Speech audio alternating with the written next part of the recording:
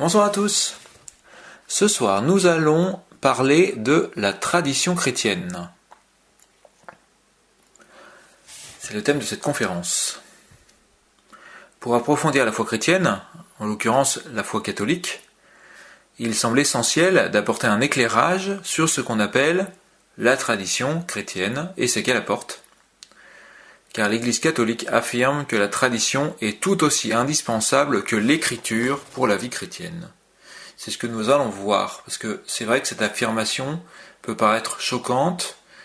Est-il vraiment raisonnable de dire qu'on a tout autant besoin de la tradition que de l'écriture ?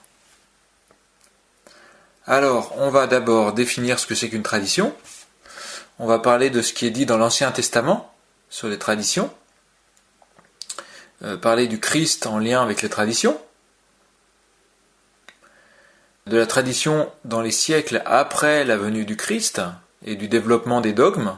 On va dire quelques mots sur les quelques dogmes qu'a proclamé l'Église catholique. Et puis parler des traditions dans d'autres confessions religieuses. Voilà, c'est les différentes confessions religieuses. Et puis on fera une partie sur une grâce de notre siècle qui est le Concile Vatican II, le dernier concile, pour clore cette conférence. Alors, en préambule, qu'est-ce qu'une tradition ?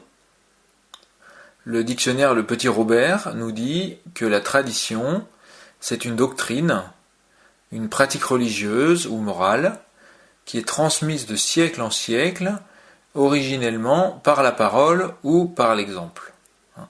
Une doctrine, une pratique religieuse ou une morale, transmise de siècle en siècle, originellement par la parole ou l'exemple.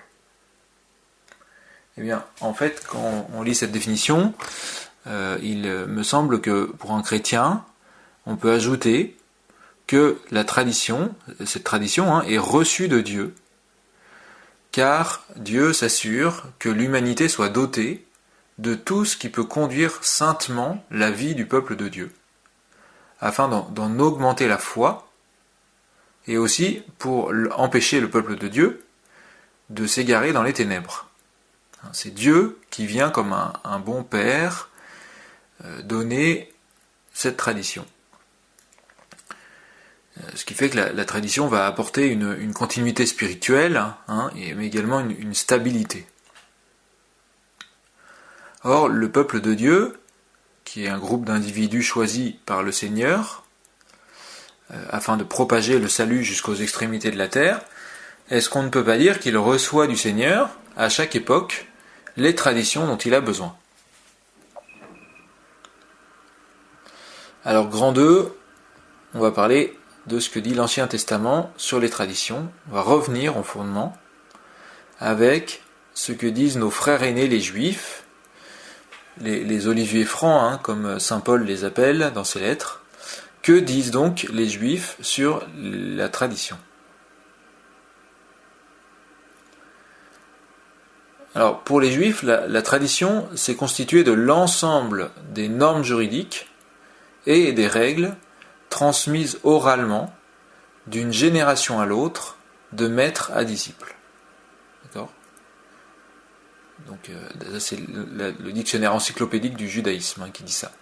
L'ensemble des normes juridiques et des règles transmises oralement d'une génération à l'autre, de maître à disciple.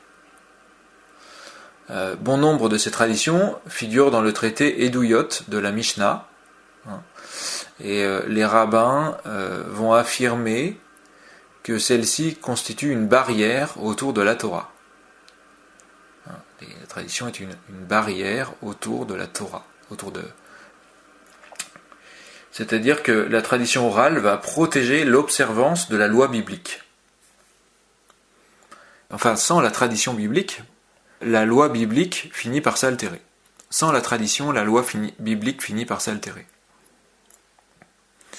En effet, le Seigneur ne cesse de donner, par grâce, des traditions à son peuple. Par exemple, lors de la sortie du peuple et de la dure servitude en Égypte, il va donner à son peuple les rites de la Pâque, les rites de la fête des pains sans levain et du rachat des premiers-nés, dans les livres de l'Exode, chapitres 12 et 13. Le 3e mois après l'Exode au désert, que va donner le Seigneur? Il va donner la proposition de l'alliance, dans Exode 19 et chapitres suivants. L'alliance, c'est ce qu'on appelle les 10 commandements ou 10 paroles, puis il va donner le code de l'alliance, qui sont des règles sur les serviteurs, sur les ventes, sur les suites de la violence, sur le vol, sur les rumeurs, etc. Les Hébreux ont finalement des directives qui sont assez précises, qui vont les aider à se tenir comme un peuple mis à part par Dieu, puisque c'est vraiment ce que Dieu, il me semble, demande au peuple juif, c'est d'être un peuple à part, être un peuple qui a des traditions différentes, qui sont bien visibles, parce que ça détonne un peu par rapport aux traditions qu'on trouve dans les autres peuples. C'est un peuple consacré par Dieu. Et ces traditions, on va les trouver déclinées dans le livre du Lévitique, dans le livre des Nombres, dans le Deutéronome, et puis dans bien d'autres ouvrages de la tradition juive.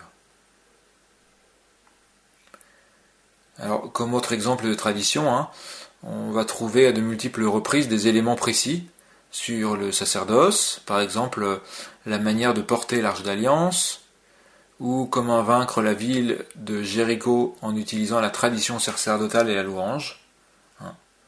Voilà. On peut trouver aussi le fait que quand on étudie les traditions dans l'Ancien Testament, il va y avoir une évolution progressive, puisque Israël va devenir une monarchie, tout d'abord avec Saül, le premier roi attitré d'Israël, qui fait ressembler Israël aux autres peuples. Et curieusement, l'un des travers de Saül, et qui va être dénoncé plusieurs fois, c'est de ne pas suffisamment respecter les traditions instituées par le Seigneur. Saül va sans arrêt déroger à ces traditions. On va trouver tout d'abord qu'il s'impatiente, en sacrifiant à la place de Samuel, en usurpant le rôle de prêtre, en 1 Samuel 13. Ensuite, il va instituer un jeûne pour son armée durant la guerre, prêt à tuer son propre fils qui n'avait pas connu cette nouvelle directive, en Samuel 14. Ou encore, il ne respecte pas le commandement de vouer à l'interdit, c'est-à-dire de détruire complètement tout le butin de guerre qu'il avait pris à la nation de Amalek, qui est une nation que le Seigneur commande d'exterminer complètement. Et le premier livre de Samuel va insister sur ce décalage de ce roi Saül par rapport aux traditions d'Israël, qui l'empêchent de conserver les bénédictions divines et qui le font perdre son titre de roi. Il va d'ailleurs finir dans une entorse la plus grave qu'on puisse faire, ou une des plus graves en tout cas, puisqu'il va consulter une nécromancienne, et il se fera vivement invectiver par Samuel, qui reviendra des morts pour vraiment, à titre d'exemple pour les générations futures, sans doute, pour mettre en garde contre un tel comportement. Alors, quelques décennies plus tard, on aura le roi Jéroboam qui va se faire fort d'élaborer lui-même de nouvelles traditions pour obtenir un contrôle sur le peuple. Là, on est dans le premier livre des rois, chapitre 12, et il va faire pécher gravement le royaume du Nord, les 10 tribus qui l'ont suivi en tout cas, qui jusqu'ici avaient été protégés par les traditions. Ça, c'est tout ce qui est raconté dans les livres des rois, sur le fait que ce royaume gouverné par Jéroboam et ses descendants, dont on va dire qu'ils suivirent en tout le péché de Jéroboam, vont s'inscrire en faux contre les traditions. Ils vont fonder eux-mêmes leurs propres traditions, avec des veaux, en fait, c'est-à-dire quelque chose de très humain, et ça va être reproché et puni par le Seigneur. On trouvera d'ailleurs que dans le livre de Tobie, justement, qui était dans la tribu, une des tribus du Nord, n'aura pas suivi ces traditions-là, parce qu'il aura continué avec sa famille à suivre les traditions d'aller en pèlerinage plusieurs fois à Jérusalem tous les ans, etc. Donc il avait gardé comme un trésor ces traditions. Il avait réussi à avoir cette dérive syncrétiste, en fait. Hein. Et il s'en était préservé. Autre exemple, par la suite, hein, sous le règne du roi Joas, qui est un roi du royaume du Sud, à Jérusalem, le livre de la loi est redécouvert, et le roi va demander pardon, et va restaurer les traditions qui avaient été abandonnées, hein, afin de détourner la fureur du Seigneur, en 1 Roi 22-23. On aura plus tard Esdras et Néhémie qui se battront afin de restaurer le temple et qui était détruit, hein, et de restaurer les traditions.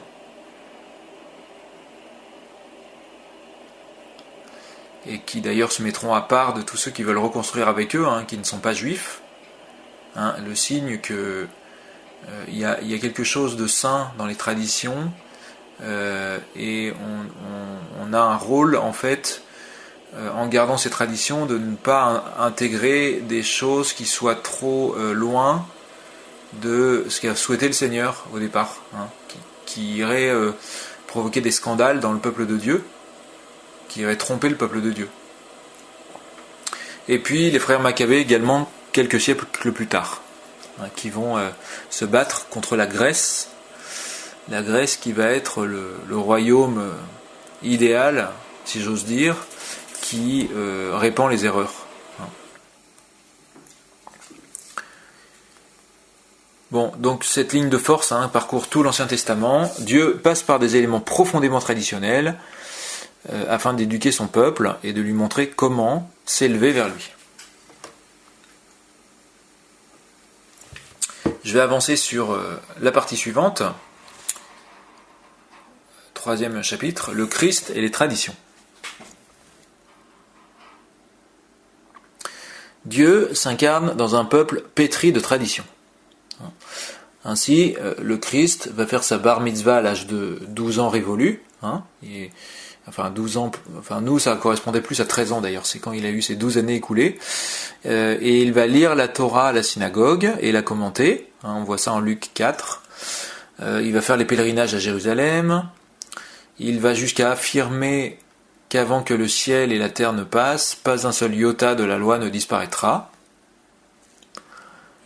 Et il va renouveler ainsi ce double commandement dans son Église, hein, de lire la parole de Dieu et d'honorer la tradition.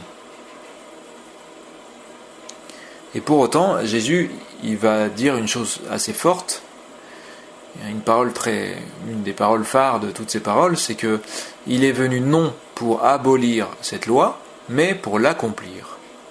Ça, c'est une parole qui est assez mystérieuse finalement. Il est venu pour, je dirais, la pérennité de cette loi, mais dans une visée de l'accomplir. Alors qu'est-ce que ça veut dire ?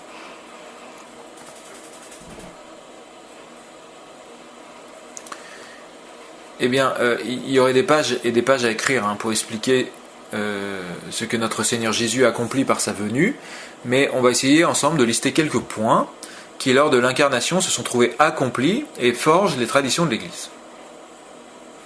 Alors un premier point, ça va être, par exemple, les sacrifices sanglants de l'Ancienne Alliance, qui vont être désormais accomplis dans le sacrifice parfait du Christ, qui est l'agneau de Dieu.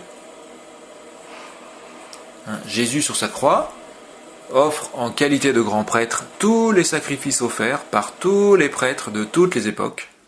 C'est-à-dire que Jésus sur la croix offre les sacrifices offerts par les patriarches, Abraham, Isaac, Jacob et les autres, par Moïse, par Aaron, par Samuel le suppliant, par Sadoc, par les prêtres qui vivront aussi jusqu'à la fin des temps. Hein. Son sacrifice en fait n'est pas un stop afin de dire désormais vous n'avez plus rien à faire, hein, le royaume est acquis donc voilà c'est tout. Non, c'est plutôt en fait un envoi en mission, comme pour dire à chaque prêtre et aussi à chaque membre de son peuple, qui a un rôle de prêtre, nous sommes tous prêtres, prophètes et rois, dès qu'on est baptisé, il dit, en somme, lorsque vous m'offrez quelque chose avec amour, je l'offre à mon Père dans ce moment crucial de ma mort en croix. Voilà. Toutes les choses qu'on offre sont en fait des éléments qui passent par Jésus sur la croix, qui offre à son Père. Et tout prêtre de l'Église catholique, par exemple, ou orthodoxe ou autre, va offrir des sacrifices, et ça va passer une fois de plus par Jésus sur la croix, qui offre ces sacrifices et les rend parfaits. Deuxième point qui est accompli par Jésus, l'alimentation très restrictive du peuple juif, qui est désormais accomplie lorsque Jésus déclare tous les aliments purs. Il va dire que c'est ce qui sort de l'homme qui fait qu'il est pur ou pas, et dorénavant, ne pas manger d'aigle ou de griffon, par exemple, doit être interprété, parce que c'est marqué ça dans l'Ancien Testament. Donc pour prendre cet exemple-là, ne manger ni aigle ni griffon, on peut être interprété comme, respectivement, ne pas se remplir d'orgueil ni de cruauté. Ou encore le fait que les animaux à nageoires ou à écailles soient purs et donc dignes d'être mangés peut signifier que le chrétien est invité à choisir toute chose qui élève l'âme, c'est-à-dire qui aide à la contemplation, ou qui favorise l'austérité. Je renvoie pour ça notamment à Thomas d'Aquin dans la Somme théologique, dans la prima pars, donc 1a, c'est la seconde pars, pardon, 1a, 1ae, question 102, article 6. Thomas d'Aquin va balayer un certain nombre de symboles de l'Ancien Testament en montrant la signification spirituelle que lui, il y voit. Et c'est assez intéressant parce que ça permet de lire d'une manière renouvelée en disant il y a une tradition qui m'est donnée par le Christ, mais qui, en fait, pour moi, chrétien, va se déployer d'une certaine manière pour alimenter ma vie chrétienne. Les animaux qu'un juif a le droit de manger, par exemple, doivent avoir le pied fendu et être des ruminants. Alors pour un chrétien, cela peut se traduire par le fait de s'approprier uniquement des doctrines qui reconnaissent les deux testaments. Ça c'est les animaux aux pieds fendus, des doctrines qui reconnaissent les deux testaments. Et deuxièmement, les ruminants, c'est ceux qui usent d'une sagesse propre à la sainte méditation. Voyez ? Donc en fait, quand on regarde dans les différentes traditions qui reconnaissent plus ou moins la Bible ou certains textes sacrés, eh bien, le pied fendu et les ruminants, c'est ceux qui reconnaissent et les deux testaments et les traditions. Là, c'était plutôt Rabban Mor qui a proposé cette interprétation-là. Troisième élément qu'on peut citer de la tradition que le Christ nous montre en accomplissant de la loi et les prophètes, c'est la distinction entre les amis et les ennemis, ou les étrangers, d'accord ? Eh bien, cette distinction entre les amis et les étrangers est désormais accomplie, en ce sens que toute personne doit désormais être considérée comme un frère ou une sœur en humanité qu'il faut aimer et à qui il faut pardonner. A l'inverse, les commandements qui s'appliquaient auparavant à ceux qui n'étaient pas de la nation juive s'appliquent désormais aux esprits mauvais. Ça veut dire que un chrétien, par exemple, lorsqu'il subit une injustice, peut faire une double prière. Il peut dire « Père, pardonne à mon frère ou ma sœur en humanité qui a été injuste envers moi ». On a le droit de crier vers Dieu. Et « Seigneur, puisque ces esprits mauvais ont tenté mon frère ou ma sœur par l'injustice ou par autre chose, la colère, et me tentent moi aussi, parce que j'ai envie d'être en colère ou amer ou autre, eh bien, ne pardonne pas à ceux-ci, à ces démons qui m'ont tenté et qui ont tenté mon frère, et fais qu'ils nous rendent 7 fois plus à moi et à mes frères et à mes sœurs qu'ils ont trompés. Donc c'est-à-dire que le chrétien va pouvoir appliquer toutes les prières de bénédiction de la Bible aux autres êtres humains, et toutes les prières de malédiction aux esprits des ténèbres qui ont perdu le combat au pied de la croix. Vous voyez, les étrangers désignent, du coup, plutôt les esprits mauvais. Et cette parole est également très forte parce que il y a un respect de la vie qu'on voit en filigrane. C'est-à-dire que dire par exemple je me permets l'esclavage, de réduire mon frère en esclavage parce qu'il est noir ou autre et que c'est pas un être humain, ça tient encore moins depuis que le Christ est venu. Ou d'autres doctrines qui font de même, de dire mon frère juif c'est pas un frère parce que ce n'est qu'un sous-être donc je peux le déporter, ou de dire mon enfant que je porte dans mon sein n'est pas un enfant, c'est même pas un être donc je peux avorter, etc. Vous voyez, il y a beaucoup de choses aujourd'hui qu'on dit puisqu'on ne reconnaît pas l'humanité universelle de tous les êtres humains. Et on reproduit ce même schéma où on va créer un mensonge autour de qui est mon frère en humanité pour pouvoir le réduire en esclavage ou le supprimer. Alors que le Christ, lui, il a un respect inconditionnel de la vie. Et alors évidemment, les personnes qui militent pour toutes ces causes, pour l'esclavage, pour l'avortement, pour l'euthanasie ou toutes ces choses, méritent qu'on les respecte, sans doute. Peut-être que de pouvoir user de leur liberté, et puis peut-être que leurs erreurs leur permettront de se rendre compte de ce qu'ils ont fait, comme se sont rendus compte un jour les gens qui ont réduit en esclavage les autres. Mais nous, en tant que chrétiens, on est obligés de tenir ce langage. Que la vie, c'est quelque chose de tellement beau, en fait. Et de se tenir en face de ces personnes qui prônent ça pour dire, écoutez, faites ce que vous avez à faire, mais nous, on est obligé de dire que nous, on pense que c'est pas une bonne chose que vous fassiez ça, quoi. Voilà. Mais c'est une bonne chose que vous exerciez votre liberté. C'est votre choix, après tout, parce que c'est redevenu à la mode d'exercer sa liberté à tout crin, donc allons-y. Je ferme la parenthèse.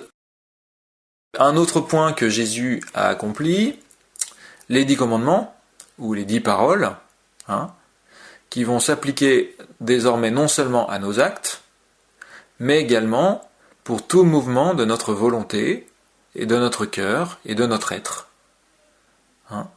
Dans le discours sur la montagne, en Matthieu 5, Jésus dit que l'idée n'est pas seulement de ne pas tuer, de ne pas voler, etc., mais de ne même pas se complaire dans la moindre mauvaise pensée ou le moindre mauvais dessein. Dès que je commence à être en colère contre mon frère, à convoiter quelque chose, même si je suis pas encore passé à l'acte, voilà, je suis déjà sur une mauvaise pente. Jésus il dit que c'est la même chose en fait, de convoiter ou de cultiver de la haine et de tuer. C'est un acte qui est foncièrement le même si on n'est pas allé aussi loin peut-être dans le mal, quand on n'est pas encore passé à des actes extérieurs. Il va insister, Jésus, en disant que le manque de pardon, c'est même le principal point capable de bloquer toute notre vie spirituelle.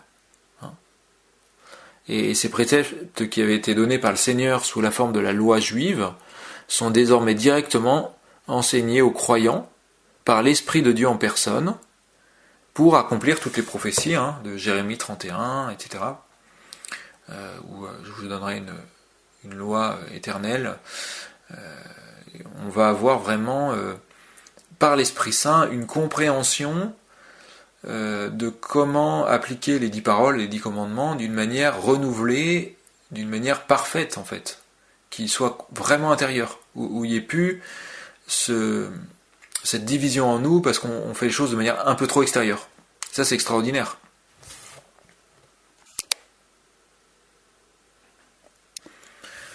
Le commandement de Jésus de se marier dans sa propre tribu est accompli dans le Christ. Ça va signifier désormais qu'il est nécessaire de ne pas s'unir aux païens. Pourquoi ? Parce que les croyants et les incroyants n'ont pas la même mission sur terre. Jésus, en conférant à son Église le baptême, il établit un lien particulier avec elle, qui exclut désormais, d'une part, les unions avec les personnes qui n'ont pas la foi au Christ, et d'autre part, les unions avec les personnes de la même famille, sous peine de consanguinité. Voilà, le fait de... Avant, voilà, dans l'Ancien Testament, il était demandé de se marier dans sa propre tribu, Et dans le Nouveau Testament, maintenant que le Christ a accompli cette parole-là, eh bien la consanguinité est apparue. Ça, c'est saint Hildegarde de Bingen qui l'explique dans ses visions, dans le Civias, dans la deuxième vision de la première partie au numéro 18. La consanguinité, avant, n'était pas un sujet, en fait, il n'y avait pas de consanguinité. C'est apparu avec le Christ, puisqu'il a opéré un basculement. Et deuxièmement, effectivement, on ne se marie pas avec des gens d'une autre famille, c'est-à-dire, on évite de faire un mariage, par exemple, catholique, avec une autre confession religieuse non catholique. Parce qu'on a deux missions différentes. Et pareil pour un orthodoxe ou un protestant ou même un témoin de Jéhovah, j'imagine que le Christ ayant voulu qu'il y ait ces différentes églises, le commandement s'applique également. Les missions, on a des missions différentes, donc on est censé garder une certaine intégrité des missions respectives que nous avons dans nos églises. Je vais prendre un dernier exemple de tradition de l'Ancien Testament qui a été accompli en Christ, le gouvernement du peuple de Dieu. Eh bien, il est assuré par les anciens des 12 tribus d'Israël dans l'Ancien Testament, et dans le Nouveau Testament, il est désormais étendu aux 12 apôtres et à leurs successeurs qui ont reconnu le Christ et ont reçu cet appel de paître l'Église, ce troupeau de l'Église. Les anciens d'Israël vont conserver également un gouvernement pour le peuple juif, c'est-à-dire le Seigneur n'a pas renié ses promesses, et les apôtres de leur côté ont donc reçu deux rôles principaux. Les apôtres doivent premièrement conserver intact le dépôt de la foi, sans y ajouter ni y retrancher, parce que avec la mort du dernier apôtre, la révélation est close, d'après le livre de l'Apocalypse, chapitre 22. Avec la mort du dernier apôtre, la révélation est close. Et le second rôle des apôtres, après le rôle de conserver intact le dépôt de la foi, c'est de lier et délier. C'est-à-dire de discerner dans ce que rapportent les prophètes de leur temps, afin d'écarter ce qui ne vient pas de l'Esprit Saint et d'intégrer les développements de doctrine qui le nécessitent. D'accord ? Donc ça, lier et délier, c'est très important. C'est-à-dire discerner les prophéties pour développer un point qui était déjà contenu dans la tradition d'origine, mais qui méritait des éclaircissements, pour que en fait l'Église future ne bute pas sur un point, puisque le monde a développé un certain nombre de choses au niveau de la science, de la philosophie, etc. Et l'Église a besoin, en réponse, si j'ose dire, ou en prévenance, de développer également ce que dit la Bible et ce que ça implique pour notre temps. On peut rappeler que dans la continuité du peuple d'Israël, ces développements de la tradition par les évêques en assemblée et le pape, successeur de Pierre, vont être ce qui protège l'observance de la loi biblique et qui va ajuster l'Église pour qu'elle poursuive sa mission d'évangélisation. On va voir notamment que Saint Paul et Saint Jean, dans Romains 11 et Apocalypse 21, vont évoquer le fait qu'Israël sera réintégré au gouvernement de l'Église lorsque ses membres auront reconnu Jésus comme le Messie. Ainsi, les 24 anciens d'Israël dans l'Apocalypse, c'est-à-dire les 12 apôtres plus les 12 tribus d'Israël, seront littéralement intégrés dans l'édifice de la Jérusalem céleste. On voit ça avec les murs de la Jérusalem qui contiennent ces 24 anciens d'Israël, apôtres plus anciens d'Israël. Donc c'est-à-dire qu'en fait, il va y avoir une réunification des deux gouvernements et qui deviendront incontournables dans le plan de salut de l'humanité. C'est qu'on sera obligé de passer par ces portes saintes pour rentrer dans la Jérusalem céleste. Soit dit en passant, le mot gouvernement dans l'Église, ça veut dire le service, et pas un pouvoir comme dans le monde profane. Même si il y a eu des dérives, inévitablement. Les pasteurs de l'Église sont avant tout des bergers, prêts à donner leur vie en rançon pour la multitude, qui sont unis au Christ, leur tête. D'accord ? Donc voilà, je pense que le gouvernement du peuple juif est déjà dans le gouvernement de l'Église, mais a encore un rôle peut-être imparfait tant qu'il n'a pas reconnu le Christ.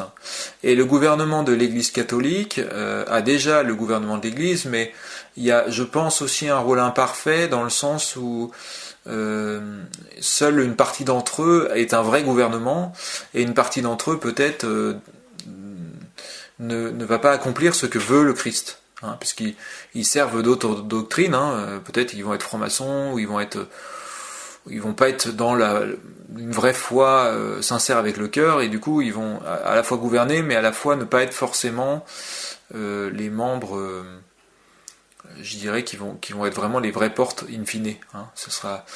Ils vont peut-être être remplacés par d'autres dans l'invisible qui vont exercer l'autorité à leur place. Voilà.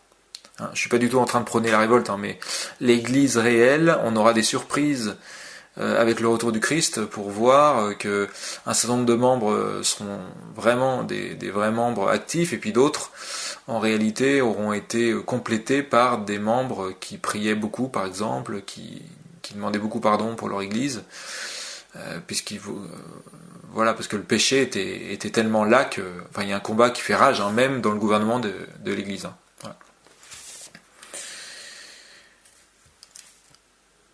Alors, quatrièmement, la tradition dans les siècles après la venue du Christ et le développement des dogmes. Alors, en préambule, il y a cette petite phrase du 2e livre de Pierre, « Avant tout, sachez-le bien, aucune prophétie n'est affaire d'interprétation privée. » Aucune prophétie n'est affaire d'interprétation privée. Une idée fausse et couramment répandue sur les dogmes, c'est que ce seraient des vérités nouvelles et utilisées dans un but d'asseoir un pouvoir humain, comme le fit par exemple Jéroboam en 1 Roi 12, Jéroboam qui était un serviteur du roi Salomon, et qui est venu demander quelque chose à Salomon, le fils de à Roboam, le fils de Salomon, un allègement d'impôts, ce qu'a refusé Roboam avec beaucoup de condescendance, et Jéroboam a utilisé cela comme un argument pour fonder sa propre église. Hein. Voilà. Non, les dogmes, ce n'est pas de cette nature-là, bien au contraire. L'Église a la mission de placer le Christ sur le lampadaire, hein, le Christ qui est lui-même la vérité. Un dogme, qu'est-ce que c'est ? C'est plutôt un élément de vérité qui existait déjà depuis l'avènement de Jésus et qui est précisé, qui est développé, qui est approfondi, afin de fortifier l'Église dans sa connaissance du Christ. Et afin de fortifier l'Église aussi dans la connaissance des mystères, de ces mystères, pour que l'Église soit ainsi capable de jouer son rôle dans le temps. D'accord ? C'est un élément de vérité qui existait déjà, depuis l'avènement de Jésus, qui est précisé, développé, approfondi, pour fortifier l'Église dans sa connaissance du Christ et de ses mystères, la rendant ainsi capable de jouer son rôle dans le temps. C'est une réponse à une motion de l'Esprit Saint, qui souhaite doter l'Église d'un éclairage supplémentaire sur une vérité qui jusqu'alors était peu connue et étudiée. C'est une vérité que les églises des temps précédents n'avaient pas encore la force de porter. Jésus a bien dit ça à ses apôtres, vous n'avez pas la force de tout porter. Si on veut prendre une image, on peut prendre l'image d'une voiture dont les phares vont éclairer la route devant, mais c'est tout. Et même la montagne qu'on voit à l'autre bout, elle n'est pas éclairée foncièrement par les phares, elle voit une petite lumière, mais voilà, nous on a besoin d'avoir un éclairage pour les prochaines années, mais pas forcément pour les 2000 prochaines années. Parcourons donc le rôle crucial joué par la tradition de l'Église, de l'épouse du Christ, à travers quelques dogmes développés. Tout d'abord, dans les 5 premiers siècles, l'Esprit Saint fait comprendre au pape, au moyen du foisonnement d'hérésies sur Dieu, qu'il fallait contrecarrer, qu'il est nécessaire de dire précisément qui sont le Père, le Fils, l'Esprit Saint. Alors on va avoir plusieurs dogmes développés sur Dieu, que Jésus est le vrai Dieu et le vrai homme, qu'il est engendré et non créé, qu'il est consubstantiel au Père, ou au Père ou au Fils, selon qu'on est catholique ou orthodoxe d'ailleurs, L'étude de la Bible va confirmer en effet que les affirmations de la divinité du Christ sont beaucoup plus nombreuses que celles qui indiqueraient son infériorité par rapport au Père.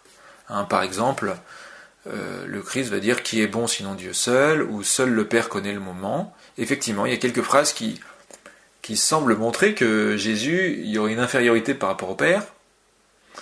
Eh bien, l'Église va interpréter ces éléments comme le fait que Jésus, en s'incarnant, a diminué momentanément ses attributs divins afin de vivre en homme et de mener à bien son don total jusqu'à la croix. Il va vraiment jouer le jeu de partager notre condition, au lieu de faire celui qui connaît tout et qui est au-dessus de tout et qui ne souffre pas. Deuxième point, le canon donc sur les dogmes, le canon des Écritures, qui est fixé en l'an 400, est un dogme qui est en fait il va faire l'objet d'un dogme beaucoup plus tard, en fait. 1100 ans après, c'est-à-dire en 1546. D'accord ? Voilà, il y a un écart de plus de 1000 ans entre le moment où on commence à avoir un canon relativement stable, c'est-à-dire une liste d'écrits qui constituent nos Bibles d'aujourd'hui. Donc en fait, ça va être le corpus admis par les Juifs, une grosse partie de l'Ancien Testament, ainsi que ceux qui sont utilisés par les communautés anciennes. Les pères de l'Église ont témoigné majoritairement sur le fait qu'ils reconnaissent comme inspirés et canoniques tous les livres, y compris les deutérocanoniques, c'est-à-dire Judith, Tobie, Jacques, la Sagesse, etc., les livres des Maccabées. Même Saint Jérôme, qui avait émis des réserves dans un premier temps sur certains livres, puisque il était entouré de juifs pour traduire tout le canon, et les juifs ne reconnaissant pas la Septante, c'est-à-dire la Bible grecque, il avait une réserve, mais dans d'autres écrits, il a bien approuvé que ces écrits-là faisaient partie de la Bible. Et effectivement, le contexte du dogme, c'est un contexte de répondre à la Réforme en disant mais si ces livres-là sont inspirés, et voilà, on va promulguer un acte officiel, si j'ose dire, qui dit quelle est la liste officielle. Mais c'était pas un besoin avant dans l'Église, en fait.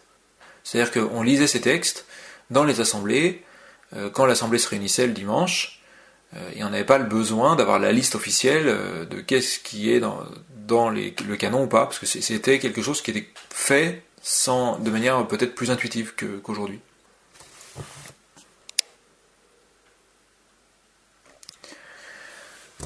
Troisième point sur les dogmes, il y a plusieurs dogmes qui éclairent la personne de Marie, mère de Jésus, sur laquelle le Nouveau Testament est plutôt laconique. On reconnaîtra que Marie est il y a peu de choses sur la Vierge Marie dans la Bible, enfin à première vue en tout cas. Ainsi, l'Église reconnaît peu à peu le rôle capital que Marie a joué auprès de son Fils et des apôtres, et qu'elle poursuit à travers les siècles. En 2 millénaires, de nombreux saints et prophètes ont reçu par révélation, ou par des visions, des éléments précis qui vont confirmer ce que proclame l'Église. Et une étude minutieuse de la Bible le confirme également. Il y a un article sur la Vierge Marie, il y a une conférence associée que je vais enregistrer d'ici peu. L'Église n'a jamais craint d'honorer et de prier Marie, car celui qui la prie trouve immanquablement Dieu caché en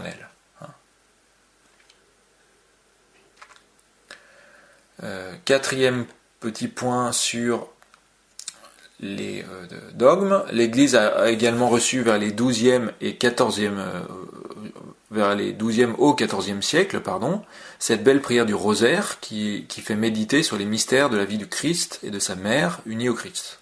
Le rosaire.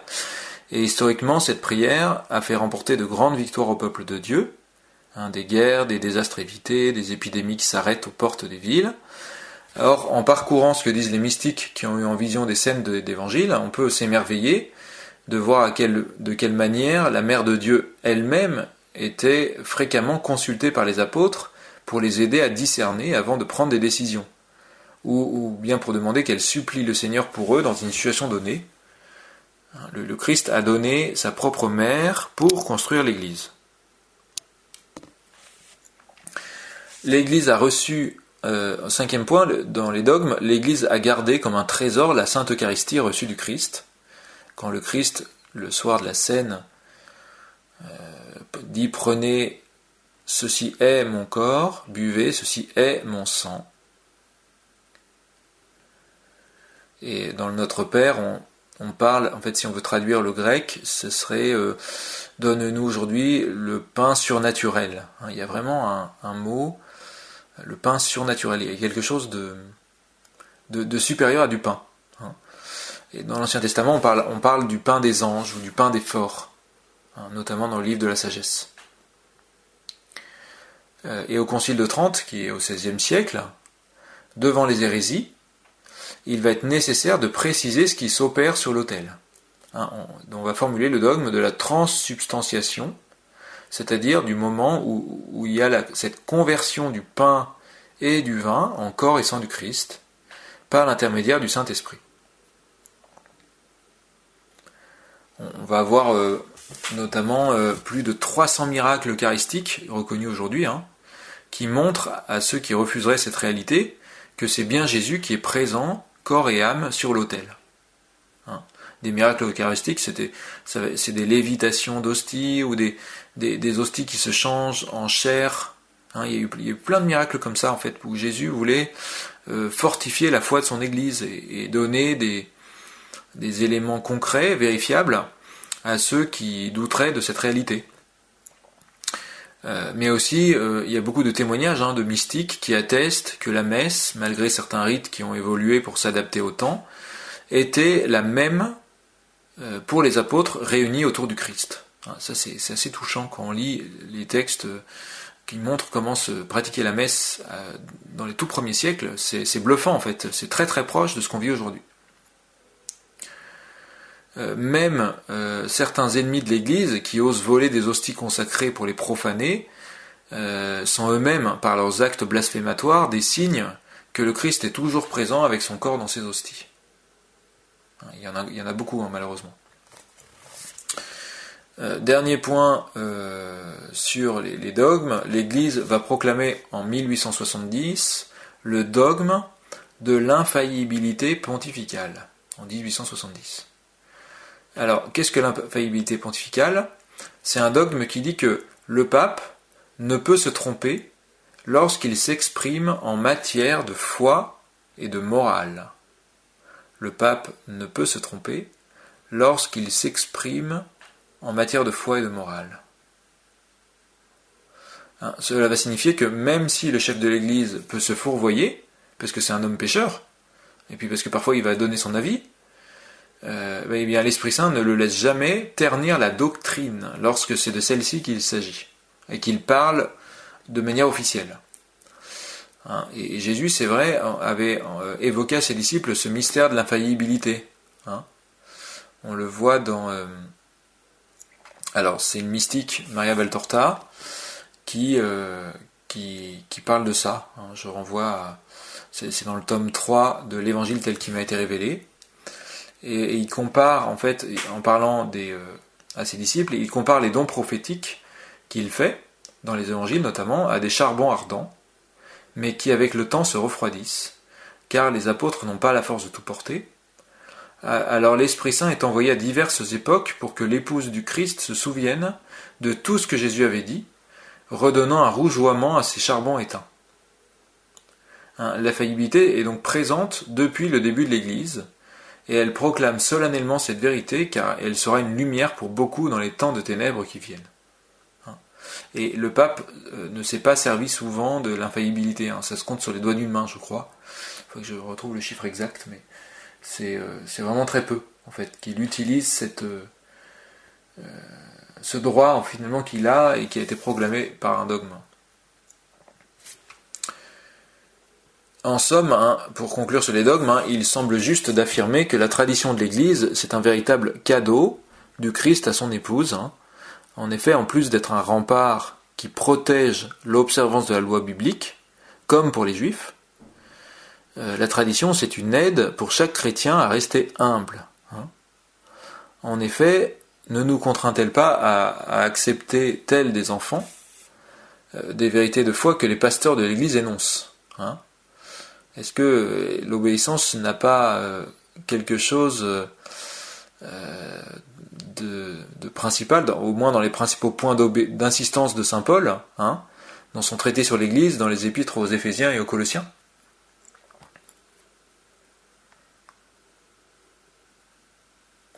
J'arrive à la cinquième partie sur les traditions dans d'autres confessions religieuses.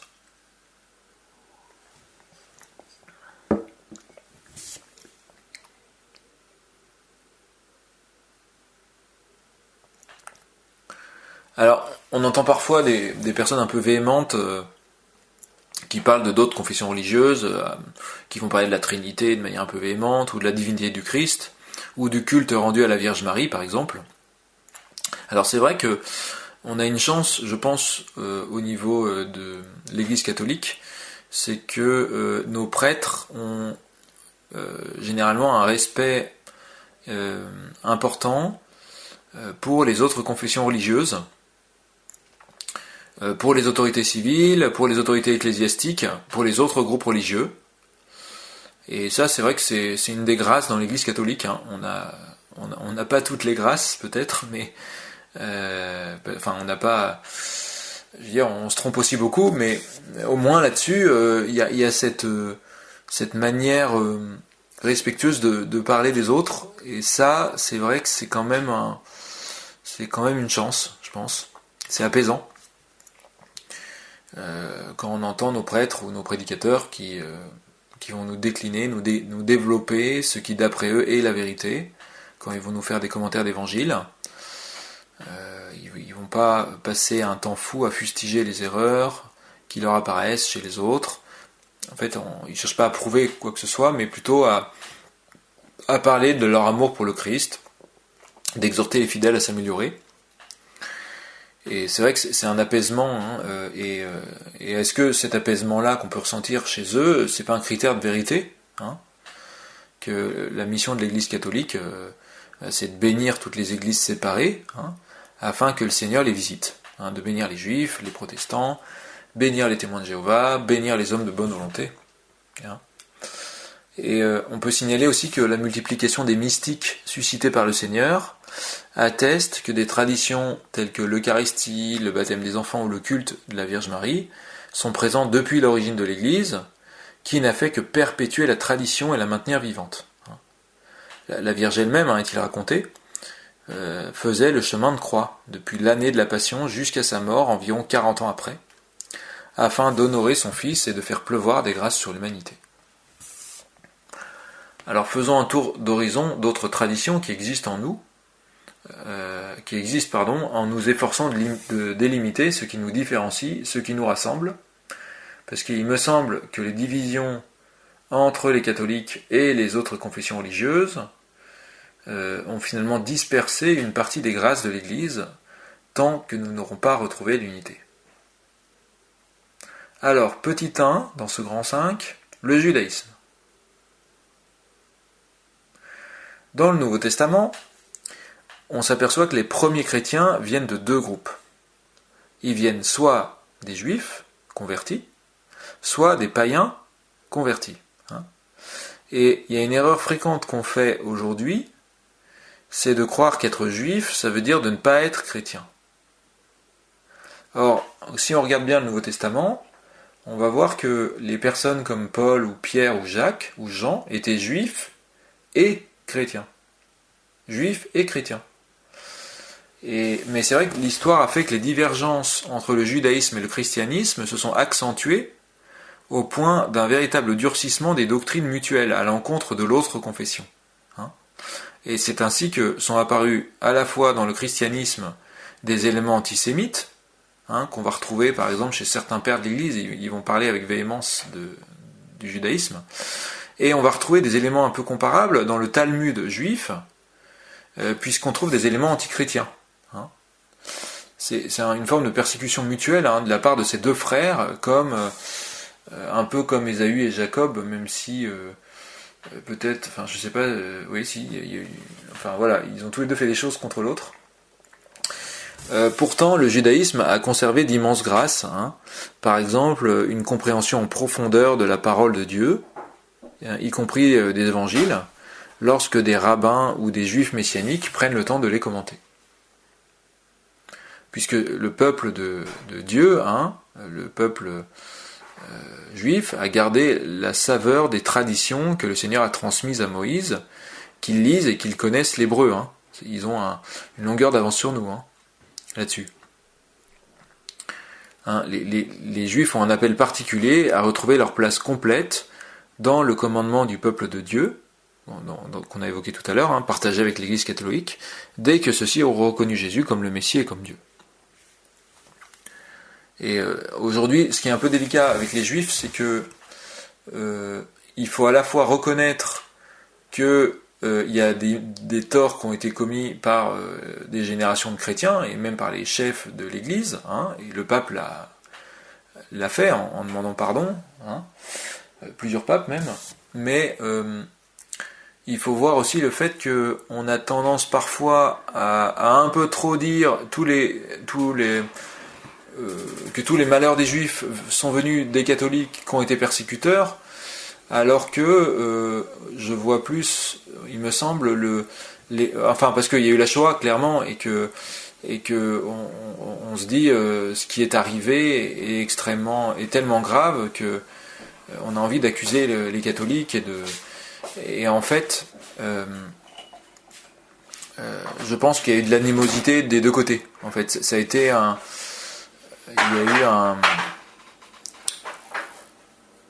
il y a eu des paroles virulentes des deux côtés et des sentiments virulents des deux côtés. Hein. Si on veut faire un vrai rapprochement des juifs et des chrétiens, il me semble que c'est aussi l'amour qu'on a pour nos frères juifs ou nos frères chrétiens si on est juif qu'il faut cultiver, quoi, et pas uniquement dire c'est la faute d'eux. Enfin, c'est voilà.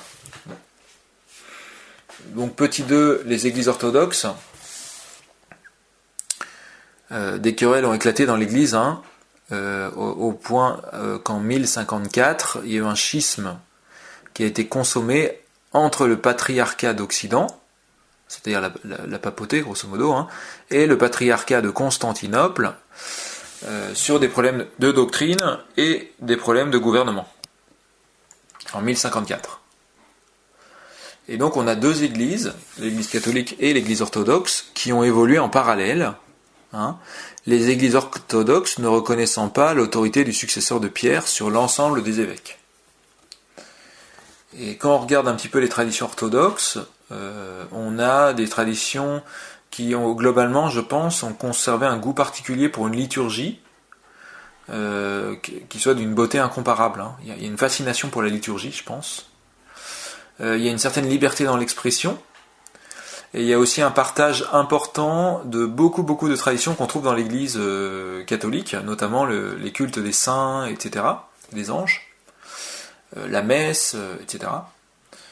Mais il me semble qu'on trouve quand même pas mal de disparités entre les églises orthodoxes, au niveau de la doctrine. Voilà, il y a beaucoup de manières différentes d'être orthodoxe, en fait.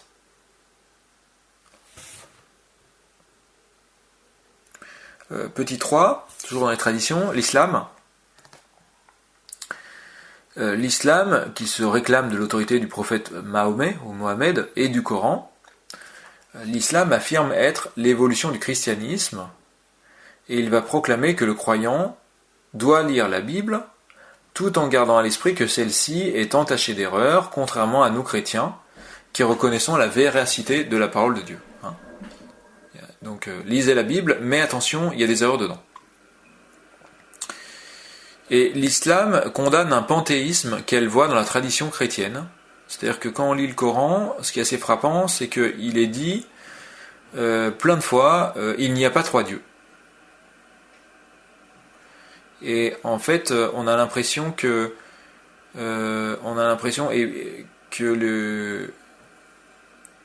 au moment où a été écrit le Coran, les chrétiens qui étaient là, ils n'avaient pas bien réussi à décrire leur foi, puisqu'on parle de 3 personnes différentes en fait. Et en fait, c'est parce que le mot personne dans la tradition chrétienne ne veut pas dire 3 personnes différentes, ça veut dire un peu comme 3 faces de Dieu, 3 manifestations de Dieu, comme nous on aurait un corps, une âme, un esprit. Et donc en fait le Coran va fustiger le fait que les chrétiens disent il y a 3 dieux, alors que c'est pas vraiment ce qu'on pense. Et de la même manière, le Coran va répéter que Dieu est unique et n'a pas de fils. Donc on retrouve un peu cette idée-là en fait de condamner le fait qu'il y aurait 2 dieux, un Dieu Père et un Dieu Fils.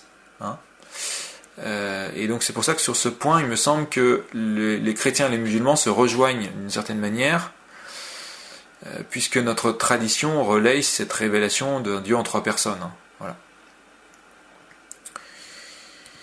Contrairement à l'Église, hein, l'islam va affirmer que Jésus n'est pas Dieu. Alors là, c'est dit très clairement, et il va dire qu'il n'est pas mort sur la croix, ce qui est clairement le cœur de la foi chrétienne, là, pour le coup, et qu'on a mis quelqu'un d'autre à sa place sur la croix.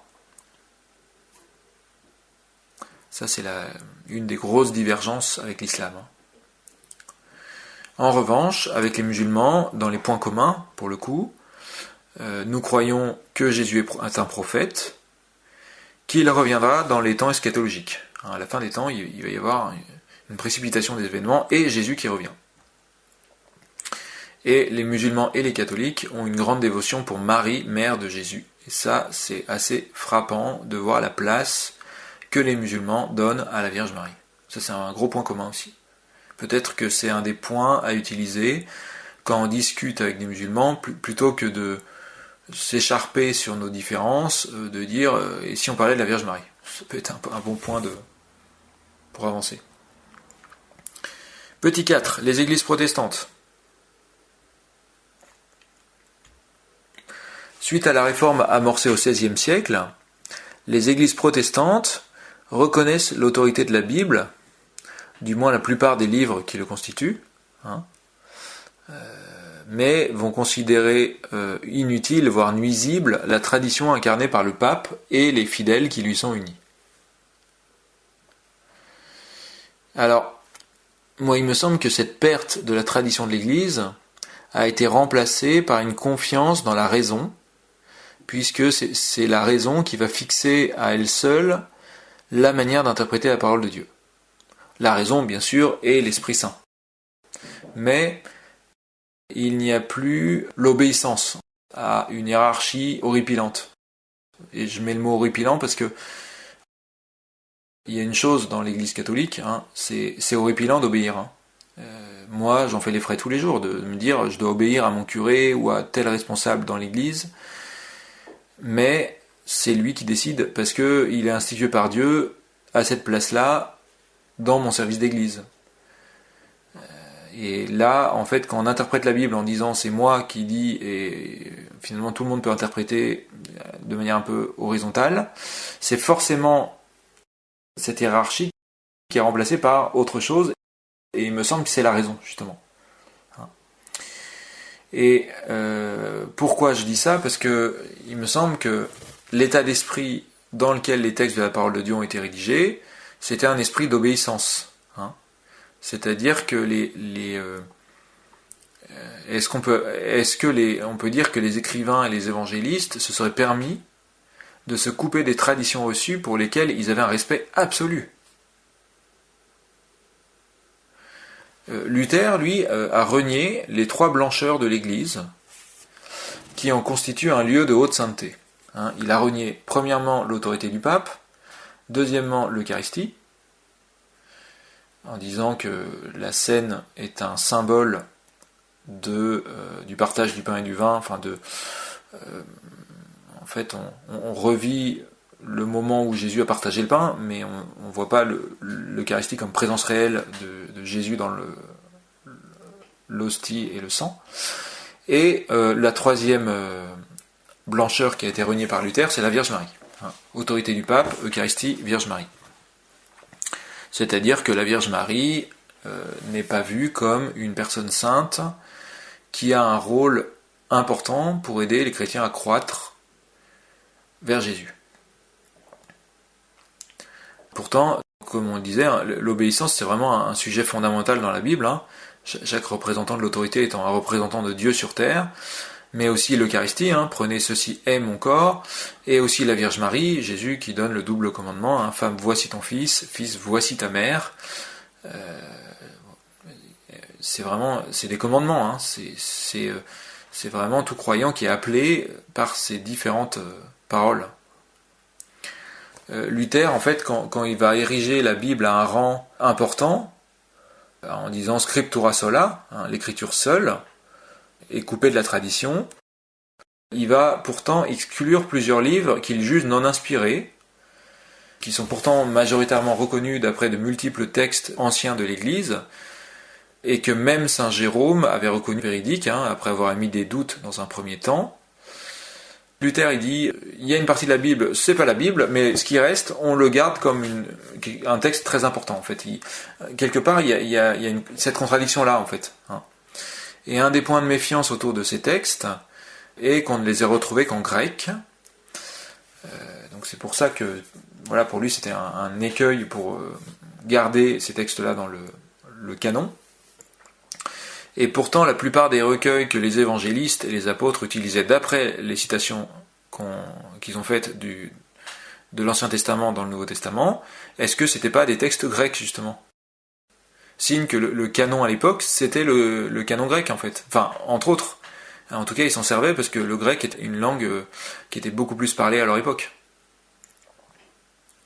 Par là même, il me semble que les protestants ont perdu des grâces, notamment celle de la voie de sainteté à Jésus par Marie, la grâce des sacrements de l'Eucharistie, de la réconciliation, de l'ordre, de la communion des saints. À quoi ça sert la communion des saints ? Eh bien, c'est les riches interactions avec les âmes du purgatoire, avec les saints, avec les anges. C'est-à-dire que je pense que les protestants ont aussi ces interactions-là, mais plus voilées, puisqu'ils réfutent le fait, la nécessité de cultiver ces interactions-là comme des sources de grâce demandées même par le Christ pour que l'Église vive. Mais aussi une autre grâce, la grâce ineffable, donc certains protestants ne reconnaissent pas cette grâce-là, c'est de faire bénéficier les enfants du baptême. Voilà. Les petits-enfants une grande partie des églises protestantes ne reconnaissent pas ça, le baptême pour les enfants. Et puis l'apport précieux de livres comme la Sagesse, le Siracide, Baruch, les livres des Maccabées, ça c'est des livres qui sont extraordinaires. Il y a beaucoup de choses à dire sur ces livres-là et les grâces qu'ils apportent. D'ailleurs, je pourrais dire qu'il y a des livres comme 3 et 4 Maccabées, qui sont dans le canon pour le coup orthodoxe, qui ont quelques livres de plus que nous, les catholiques, mais qui sont des livres inspirés. C'est-à-dire, il y a bien... l'Esprit Saint qui a parlé à ces personnes, et ensuite, ils ont été rédigés. C'est simplement que l'Église catholique n'a pas retenu ces livres-là pour lire dans les messes, si vous voulez, et donc dans le canon de la Bible catholique, mais on les reconnaît bien comme inspirés. Donc si on lit 3 Maccabées, 4 Maccabées par exemple, ou 3 et 4 Esdras, c'est bien des livres inspirés, quoi. Alors, les grâces des protestants, quelques grâces, c'est d'une manière assez unilatérale, je dirais, une relation d'une richesse très grande avec la parole de Dieu, avec l'Esprit Saint. On partage avec eux tous les dogmes proclamés avant la Réforme, comme la Trinité par exemple. Les églises protestantes sont généralement des grands modèles de gratuité. Ils vont mettre à disposition des Bibles, des conférences, des enseignements. En fait, ils ont vraiment un don pour ça, quoi. C'est très beau. Et ils ont, alors, dans les éléments, ils ont un grand besoin compris pour leurs défunts, puisqu'ils nient l'existence du purgatoire. On fera un article sur le purgatoire, une conférence. Mais si vous avez des amis protestants qui décèdent, il faut prier pour eux là-dessus, parce on a besoin de la prière, au moment de notre mort, un certain nombre de personnes, pour nous aider dans cette lutte, pour rentrer au ciel, pour ne pas désespérer ou perdre des grâces, quoi. Petit 5, les témoins de Jéhovah. Dans les années 1870, un petit groupe passionné d'études bibliques a estimé que la tradition chrétienne n'était pas nécessaire, lui préférant une lecture littérale de la Bible. L'église qui s'est alors formée est restée sous l'égide d'un petit groupe situé dans le quartier de Brooklyn à New York. Et c'est ce petit groupe en fait qui est un noyau qui fixe à tout moment les traditions qu'on trouve chez les témoins de Jéhovah. Et les témoins de Jéhovah ont peu à peu perdu la foi dans la divinité du Christ. Donc aujourd'hui, les témoins de Jéhovah, quand ils nous parlent du Christ, ils vont plutôt considérer Jésus comme un ange ou un homme supérieur. Et leur Bible a évolué un peu, puisqu'il y a, dans les années 80, la Bible a gommé d'une manière plus frappante ce qui marque la divinité du Christ, notamment le fait que le mot Seigneur soit remplacé la plupart du temps dans le Nouveau Testament. Dans le texte grec, le mot Seigneur apparaissait 140 fois à peu près. Et en fait, c'est aujourd'hui, les Bibles témoins de Jéhovah je dirais, ont atténué ce qui soulignait la divinité du Christ, et ils ont conservé une manière très littérale de lire la Bible. Et ils ont donc cette revue, donc c'est des ouvrages publiés par la revue La Tour de Garde, qui ont dans leur tradition une autorité équivalente, voire supérieure à la Bible. Alors, pourquoi je me permets de dire ça ? J'espère que si des témoins de Jéhovah m'écoutent, je suis à peu près fidèle à ce que j'ai pu observer. C'est parce que souvent quand je propose à des témoins de Jéhovah de prier avec eux, avec la Bible, c'est pas quelque chose, c'est pas quelque chose qui est facile en fait, donc qui se fait. Ils ont malheureusement conservé des méthodes aliénantes, type lavage de cerveau, place importante de l'apport financier des nouveaux convertis, etc. Ce qui fait qu'ils sont considérés à juste titre comme une secte. Voilà. Cependant, donc quelques grâces qu'on peut observer chez les témoins de Jéhovah, ils ont reçu en partage un véritable zèle évangélique, il faut le reconnaître. Ils apprennent par cœur des versets entiers afin de toucher le cœur des personnes, et ils sont infatigables lorsqu'il s'agit de faire du porte-à-porte ou de l'évangélisation de rue. Beaucoup d'entre eux ont une relation riche avec Dieu, qu'ils prient comme un père. Moi j'étais bluffé par la foi d'un certain nombre d'entre eux. Voilà, ils me parlent de quelque chose de vraiment riche et vivant, et ça force le respect. Petit 6, les églises intégristes.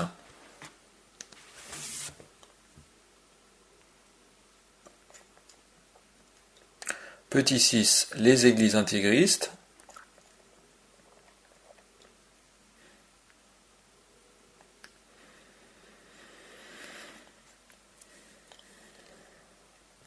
Plusieurs communautés traditionalistes sont très critiques à l'égard de plusieurs points abordés dans le Concile Vatican II. Donc c'est cette fameuse réunion de tous les évêques du monde entre 1962 et 1965. Et dans les années 1970, ce groupe traditionnaliste qui est très critique, dirigé par Monseigneur Lefebvre, donc Monseigneur Lefebvre va prendre publiquement position quant au désaccord concernant la liturgie jugée trop moderniste, puisque dans Vatican II, après Vatican II, la liturgie a été modifiée. Il va prendre position aussi contre le dialogue avec les autres religions ou autres philosophies, puisqu'il va dire que c'est un dialogue avec le diable, il va voir ça comme une mauvaise chose, un excès, comme peut-être une forme de syncrétisme. Il va être critique aussi vis-à-vis de la responsabilité de la mort du Christ qu'il attribue lui exclusivement aux Juifs, et il va consommer son désaccord avec Rome lorsqu'il va ordonner des prêtres et des évêques de son propre chef au sein de la communauté de la fraternité Saint-Pie X. Et pour cela, d'ailleurs, il va être excommunié, parce qu'il a lui-même ordonné des prêtres et des évêques. Alors, il y aura plusieurs amorces de dialogue, tentées par l'Église et par des intégristes à travers les décennies depuis, mais l'unité n'a pas pu être trouvée. Il y a eu des assouplissements en fait dans la liturgie pour pouvoir célébrer le rite tridentin, donc le rite avant Vatican II. Et puis il y a eu aussi des durcissements dans l'Église en disant il faut que ce rite-là, s'il est utilisé, que ça soit vraiment en plein accord avec l'évêque, que ça corresponde à un besoin du diocèse, du lieu, hein, pour que ça soit vraiment quelque chose qui soit dans l'unité, qu'il n'y ait pas une petite église qui fasse sa sauce de son côté et qui critique ou qui fasse je sais pas quoi. Donc voilà, il y a un peu comme des vagues qui font avancer ou reculer les choses, mais moi, il me semble, ce qu'on peut observer, c'est que il y a un maintien quand même de ces traditions-là, de pouvoir célébrer en latin, le dos tourné vers le, c'est-à-dire, dans le même sens que le peuple, hein, tous tournés vers le Christ. Et au niveau des grâces, les intégristes ont des grâces fortes par rapport à l'amour pour la liturgie, d'une manière générale, par rapport à l'interprétation des signes des temps. Hein, c'est un sujet qu'on aborde beaucoup chez les intégristes. Voilà. Et donc si vous voulez en savoir plus sur les signes des temps, de ce que peuvent dire des catholiques sur les signes des temps, même s'ils sont peut-être dans l'excès sur certains points et en rupture avec la tradition chrétienne, ou catholique disons, sur d'autres, mais ils ont quand même ce mérite-là. Mais c'est vrai qu'ils ont la fâcheuse tendance à entraîner des catholiques à douter du pape, on n'a pas toujours conscience que le propos est en réalité polémique en premier lieu à l'égard des points de Vatican II qu'on a cités. C'est un propos, en fait, le signe ça va être que ça apporte de l'angoisse et de la colère, hein, puisqu'on est en train de parler, de s'énerver contre le fait qu'on discute avec les musulmans, par exemple, ou des choses comme ça. Hein. Et je vais signaler que le fait de dire regardez les mauvais fruits, par exemple, si un intégriste dit regardez les mauvais fruits qu'il y a eu après Vatican II, on peut dire bah oui mais il y a beaucoup de catholiques dans le monde, hein, et la plupart ont dans leur vie des fruits abondants de paix et de joie, hein, et ils sont pas dans la colère et dans l'angoisse, hein. Donc en fait après Vatican II il y a eu une période où il s'est passé beaucoup de choses dans l'histoire et c'est assez difficile d'estimer en étant sûr de soi que tous les mauvais fruits viendraient uniquement de ce concile, par exemple. Hein. On pourrait accuser beaucoup de choses différentes, hein, historiquement. Alors, j'arrive au grand 6. Pour conclure sur les différentes traditions que j'ai évoquées, j'ai essayé de parler des différentes traditions avec le plus de respect possible, j'espère, c'est-à-dire à la fois en essayant de souligner les grâces et à la fois les limites. Moi il me semble que c'est un exercice périlleux de parler des autres parce que on peut être tenté de dire des choses qui ne sont pas tout à fait justes en fait, hein. Donc j'espère que si vous êtes protestant ou orthodoxe ou témoin de Jéhovah ou intégriste, vous m'écrirez s'il y a des choses que j'ai dites qui sont complètement à côté de la plaque, hein, et je me ferai une joie de corriger ce que j'ai dit. Alors grand 6, une grâce de notre siècle, le Concile Vatican II. Le Concile Vatican II, 1962-1965. Un pape, Jean XXIII, lors de son accession à la chaire de Pierre, déclare que l'Esprit Saint lui a demandé de réunir les évêques en concile. Lui, c'était un curé de campagne, il ne s'attendait pas du tout à être élu pape. Et voilà, je crois que l'Esprit Saint me demande de réunir les évêques en concile. Alors, durant 4 années, les évêques du monde entier planchent sur des textes dont le but est de rendre compte de la foi de l'Église pour notre époque d'aujourd'hui, et aussi pour les siècles futurs, bien sûr, hein. Et c'est d'ailleurs son successeur Paul VI qui assistera les évêques lors du concile. Parce qu'il va décéder. Voilà. Alors, j'entends souvent des accusations contre ce concile, et effectivement, donc j'en ai parlé, hein, mais les gens ne sont plus obligés aujourd'hui d'aller à la messe, hein. Donc c'est vrai que c'est peut-être pas très étonnant que ceux qui n'éprouvaient pas le besoin d'aller à la messe aient rompu avec la pratique religieuse. Si notre culture a changé et qu'aujourd'hui on n'est plus dans une culture d'obligation, mais une culture où on fait des choses par plaisir ou par loisir, c'est assez logique qu'une grosse partie de la France, par exemple, ait arrêté de pratiquer. Hein. Donc voilà, moi j'attribuerais peut-être cela plutôt à ces phénomènes de changement dans la société. Hein. Mais par contre, ce qu'on peut dire, c'est que certaines consignes ont été passées afin de saper et de miner de l'intérieur la tradition de l'Église. Hein. Mais c'était pas le concile, ça. C'était des groupes, des francs-maçons notamment, hein, qui malheureusement sont aussi bien présents dans l'Église que dans beaucoup de sphères, et qui ont fait en sorte d'instiller dans l'Église des doctrines qui vont à l'encontre de ce qui est contenu dans les textes du Concile, hein, qui est en droite ligne de la grande tradition de l'Église. Pour ma part, j'ai lu à plusieurs reprises les textes de Vatican II. Moi, il y a une chose qui m'a frappé, hein, c'est que les textes ont été tous votés à la quasi-unanimité, hein, par nos évêques. La quasi-unanimité, hein, ils étaient quelques milliers d'évêques, ils ont quasiment tous dit ok, oui, on est d'accord avec ce texte-là. Ils n'étaient pas obligés, hein, ils pouvaient très bien voter contre, hein, ils ne se faisaient pas exclure. Hein. Donc, il me semble que ça force le respect quand même. Hein.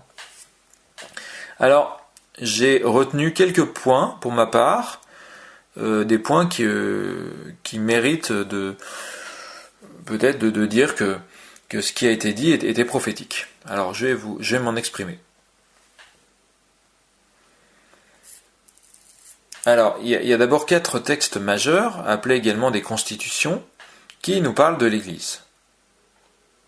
Qui nous parlent de la révélation divine, qui nous parlent de l'Église dans le monde de ce temps, et de la Sainte Liturgie. Ce sont les 4 textes sur l'Église, la révélation divine, l'Église dans le monde de ce temps, et la Sainte Liturgie. C'est les grandes constitutions, les 4 textes majeurs de Vatican II. Et puis il y a d'autres textes moins importants. Enfin, importants aussi, mais qui sont moins fondamentaux que ces 4 textes. Dans la Constitution sur la Sainte Liturgie, on incite désormais sur un point important, c'est la pleine participation.